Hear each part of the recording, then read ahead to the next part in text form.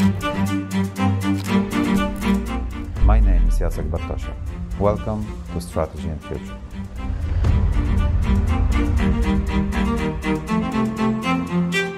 Welcome to Strategy and Future. Today we will be talking about the 5G, geopolitics, and the 5G's impact on the distribution of power in Eurasia. And all this in context of the US-China showdown. Our guest will be Albert Świdziński. Hello, Jacek. Thank you for having me. Yeah, hi. How are you doing? Good. How are you? Fine. So let's begin to discuss this subject. What is this 5G all about? There is so much fuss about it. Okay, so the bottom line is 5G is the fifth generation of mobile technology, which basically is what you used up until now, in majority of cases, in mobile devices, your mobile phones. So in theory, this should be just another iteration of this technology, making the data transmission faster, making it more reliable. However, if you this alone wouldn't justify the fuss around the 5G, the extent to which it has been placed at the fore of the US-China quarrel over trade. And this is because 5G in its essence will be far more, and its impact will be far greater than that of previous generations of mobile technology. So, do we understand properly that this will impact the supply chain, the distribution of labor, how people nations cooperate, how industries cooperate, so that it will create a sort of a new framework, how industries cooperate? Sure, because again, the angle that is worked most commonly and usually by service providers is that it will allow you to, for example, download an episode of your favorite TV show in seconds, which is nice, but at the end of the day, this isn't really consequential. You can, whether you download your favorite TV show in 30 seconds or 5 minutes, that doesn't really matter in a large scheme of things. However, the true impact of 5G technology lies in the fact that it can be used to transmit data not just from telephones, but rather from virtually unlimited number of devices that are a part of larger systems that can be used to, for example, enable autonomous driving at a large scale, that can be used to monitor the use of machinery. In other words, you can saturate virtually any environment with 5G sensors and 5G enabled equipment that can then send data very fast, very reliably, and potentially at high speeds. Okay, so I gather from what you're saying that this is a disruptive technology that will create a new patterns of how industries work, and there will be new branches of industry and money-making machines and money-making enterprises. And I understand that who is in control of this new system and who will be imposing norms and what equipment will be used in those new applications will be a sort of a champion of the day. Absolutely. Well, the thing is, you can, for example, imagine 5G enabling not just autonomous driving on a very large scale, like a citywide or even countrywide, that is reliable and practical to use, but it can also be used in industrial production. You could have machines communicating within a single ecosystem with one another, where you basically optimize the production process when you have 5G data coming in and instructions coming out, maximizing the efficiency, minimizing the use of electricity, of power. You could have data regarding the use of components. So this is all, basically 5G has been touted as a technology that will enable the fourth industrial revolution, in that it promises a automatization of a production process and then the entire logistical process of delivering goods worldwide, and that is a huge change. It seems to me, from what you're saying, is that this is bringing a connectivity to a new threshold, a completely new landscape, by making everything quicker and shorter and predictable, especially and predictable. So that this is really a leverage. But what does that have to do with geopolitics then? Well, the problem here is, and I think Steve Bannon said it best when he spoke of Huawei in May, I believe, this year. He said that destroying Huawei is far more important for the US than winning the trade war. How is that? How come? Which is a stunning statement, right? This is it's hard to imagine that destroying a single company can be more important than the entire trade war, which again has a potential for far-reaching consequences going beyond trade. But I think the reason behind that is that telecom technology in general lies at the core of Chinese expansion into markets worldwide. And Huawei is at the very center of that expansion. It is a global enabler. It is It creates bridgeheads, I understand, in foreign markets. It does. By creating a disruptive technology and controlling it, and also providing not only software, but also hardware and installations that are needed, I understand. And in case of 5G, that's exactly the case. Exactly. And with that also come things like, for example, microfinancing that is popular in China and that is very useful, for example, in places like Africa. I remember reading the commander of AFRICOM saying that telecoms are one of those things that Chinese use the most when they try to expand their influence on that continent. So in a sense, to our listeners, we may, I understand, say that there was a steam engine innovation, and that changed connectivity, and that changed also supply chains, that changed how business operated worldwide. Then we had combustion engine, we had railways that changed again connectivity and the patterns of behavior of the business. And I understand that we can also this 5G resembles in a way, such steps, innovative steps. I mean, imagine a scenario when you have a fully automated factory, which not only tells you when a given product is going to be manufactured, but how to use energy in the most optimal fashion. When certain components are getting used, what are the workloads for the machines, and then once the products are completed, then they are loaded onto a truck which moves autonomously, choosing the most optimal pathway to get whatever it's going, and takes exactly as much stock as it needs. That truly is a game changer, and that is only referring to the civilian, so to speak, side of the equation, and there is a significant military component there as well. Yeah, with 5G, I understand you collect data from the battlefield, from situational awareness spectrum, and you can collect, you can digest, you can with artificial intelligence analyze quicker and relay it to the commanding officer, to the control and command system, and then only the kinetic effectors are employed once the proper data is analyzed. Yeah. Absolutely. And since one of the things that 5G promises is unbelievable connection density, it's supposed to allow operation continuous and operation of up to a million, I believe, devices within a square kilometer, which is a unbelievable increase, really. I think with 4G it has been 2,000 devices, and with 5G it's supposed to be up to 1 million. Yeah, that's really disruptive. And that is disruptive. And then imagine you have, for example, drone swarms that are operated by, for example, F-35s or the coming B-21 Raider bomber. Yeah. Yes. And this is a game changer. And then you know how important logistics are in military operations. We are just preparing an article on 73 Easting, and how did the entire logistical process look in the build-up to Desert Shield and Desert Storm. And I'm sure 5G will make this process far easier than it was.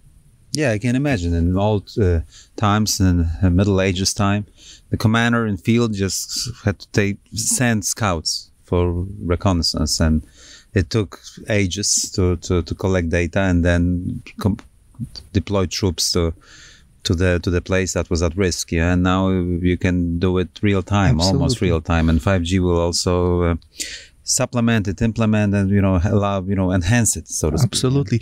When your B-52, I'm sorry, breaks down, you could immediately know where do you have spare parts, for example, in which warehouse around the globe. Yeah. And then you can have a technician who will use a high-def video link to help guide you through the repair process. So and also if the devices talk to each other, even without the human intervention. So I understand also preventively some devices may signal that sure there will be some emergency going on, and needed. So, or spare parts needed. So Absolutely. It accelerates the process of logistics and maintenance. It's very impressive. And tell me, that also has a bearing from what you're saying on the sort of a concept of strategic flows that we have been discussing at length at Strategy and Future. The United States has created the world of the freedom of strategic flows, of freedom of technology, of cargo, of trade, of movement, of people, of information, of data, through those enablers. And also the technology was at the frontier of this freedom of strategic flows. So how would you explain to the listeners, why is the United States imposing frictions in the system, trying to deny China the application of this 5G? Well, I think it's imposing frictions because it is locked in a rivalry with China. And currently, and one of the facets of this rivalry is connectivity. And 5G is a major enabler of connectivity. And at this point in time, it is the Chinese company Huawei that is, without a doubt, leading the race towards 5G. And the nature, it seems, of this business of mobile technologies is that whoever gains first mover advantage, whoever is able to roll out the technology, whoever has the biggest say in establishing the standards, is put in a very good position to dominate the market for years. You're right. That was the case with 4G and with the US companies. And I understand that 5G is something much more immense, much more important, meaningful. Far more. Than 4G. So it's sufficient to take a look at the economic results of the leading US 4G technology companies worldwide. Absolutely. US has gained tremendous amount of money, and US companies, app producers, which, by the way, the fact that there are predominantly app producers rather than hardware producers in the US is also a signal of certain weakness in the US economy. But nevertheless, yes, the US has benefited terrifically from the fact that it has been at the fore of the 4G race. And now it definitely is not at the edge, at the bleeding edge of the 5G technology. And how would you sort of explain to us historically the sea power, the dominant sea power, has been always advocating for the openness of the system, and we all remember the Crowe Memorandum from the beginning of from the first decade of the 20th century. It was a British diplomat who advised. Edward VII. Yeah, the king and the government of the United Kingdom, how to exercise the power on the world ocean, meaning the effective control of most of the strategic flows worldwide, and that the United Kingdom, Great Britain, as a dominant sea power, should never show its ultimate strength of denying the use of the world ocean, this freedom of strategic flows, because that would create a balancing coalition against it.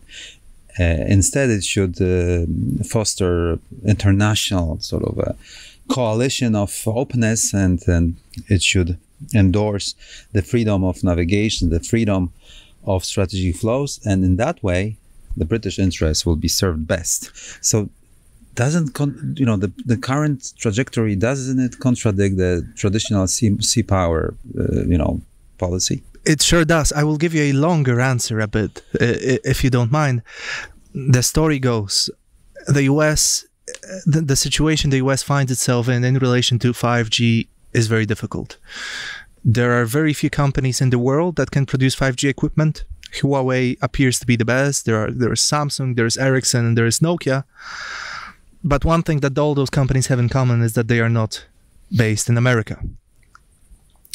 Okay. So, and this is a huge problem, as we said, with first mover. Furthermore, the US has significant problems when it comes to legal framework.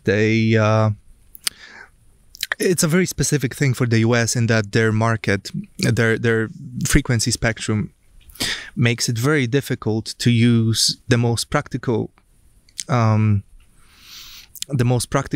of 5G, so to speak, in sub-6, which is basically a frequency on which 5G operates. And instead, it focuses on millimeter wave, which is very fast, but is also not very practical. So the US finds itself really could find itself in an evolutionary dead end when it comes to that.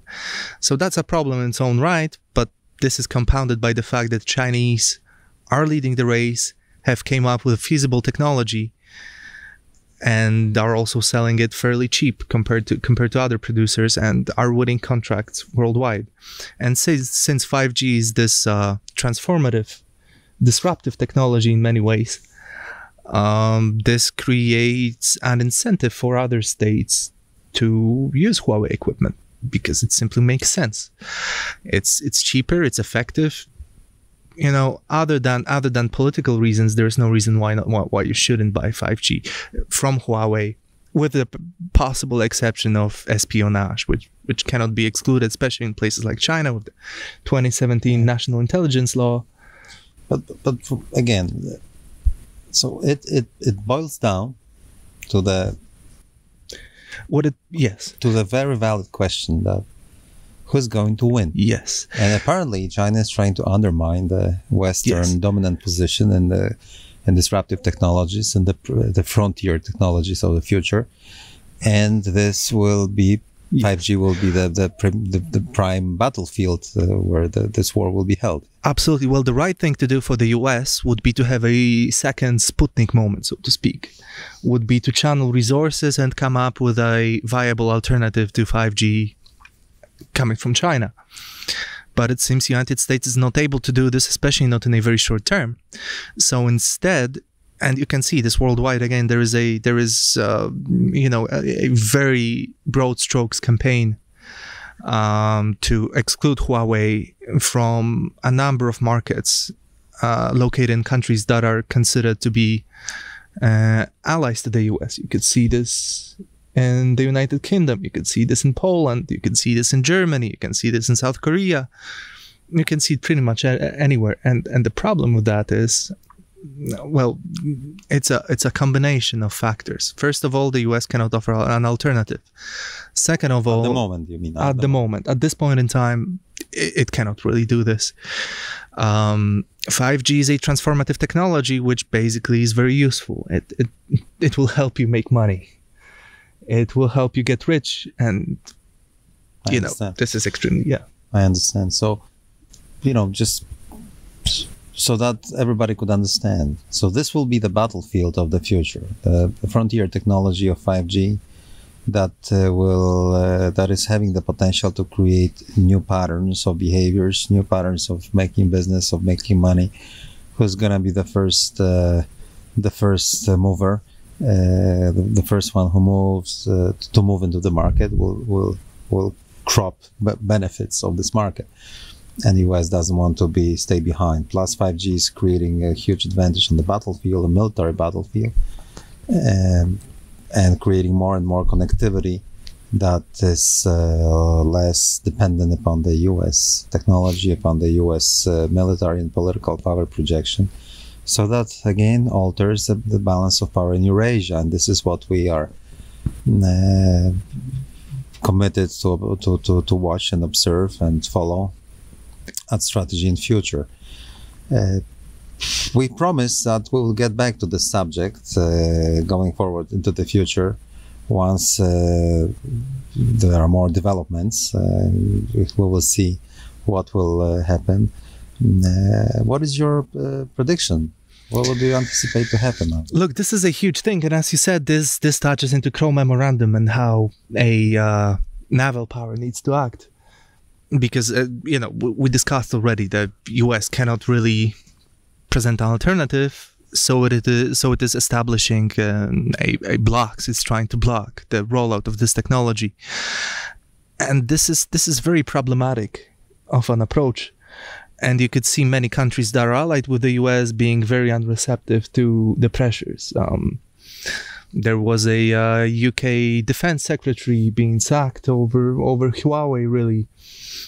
And this is because, again, this goes back to Crowe Memorandum. If you're a naval power and a superpower at that, the country that controls the world ocean effectively, you cannot really run your affairs in a way that is not synchronized with the needs of other states. This is at least what Crowe believed, that you have to have something on offer. You have to provide an incentive for other states less powerful than you, not to feel threatened, not to be wary of your power, and blocking the rollout of technology that is groundbreaking is definitely not that.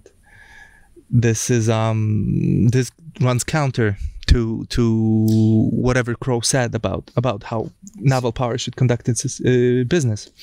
So it means that it all boils down to where is the red line, when and at what point the message of the Crowe Memorandum is already breached or unfollowed or sort of not applied properly. So where is this frontier, breaching which or crossing which will create a coalition of those who want to resist your control of strategic flows, sure, friction. The exact place I can't tell you, but I can tell you that I would imagine that once a significant state straight up, openly denies the US, rejects what the US wants, it could create a cascading effect. And now it's quite clear why China decided to design and build, at least attempt to build, the Belt and Road Initiative, this new Silk Road that connects China with Europe and Africa, mostly over the Eurasian landmass that is relatively far away from the world ocean.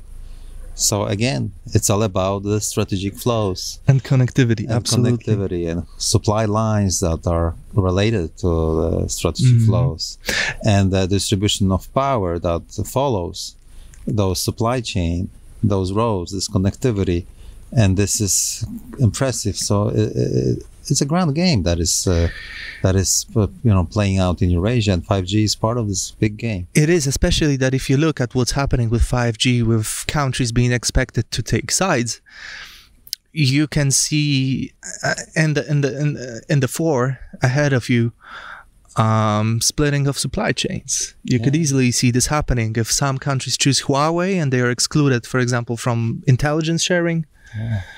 You could see competing economic blocks forming. And that also sort of adheres to this concept of decoupling that is in fashion now in Washington, that US, in order to win this contest with China, will have to decouple the supply chain from China, and that way contain maybe or undermine the connectivity of China to the world market. We'll see how it plays out. It's going to be a tremendous or formidable challenge for the US to do it. And of course, that might scale down globalization as we know it. It might end it, simply speaking, or it might, again, you might go back to, history doesn't repeat, but it does rhyme. And you could easily see, Comic-Con, the Soviet sphere of influence, the second world, so to speak. and the Western alliance forming back again. And where exactly the fault lines will go, where the borders will be drawn, that I don't know. But you can see this happening. Yeah, it's true. Let's stop here. We promise we'll get back to this interesting subject shortly. Strategy and Future is dealing with all those issues. So stay tuned, stay with us for next podcast. Thank you very much, Albert. Thank you for having me.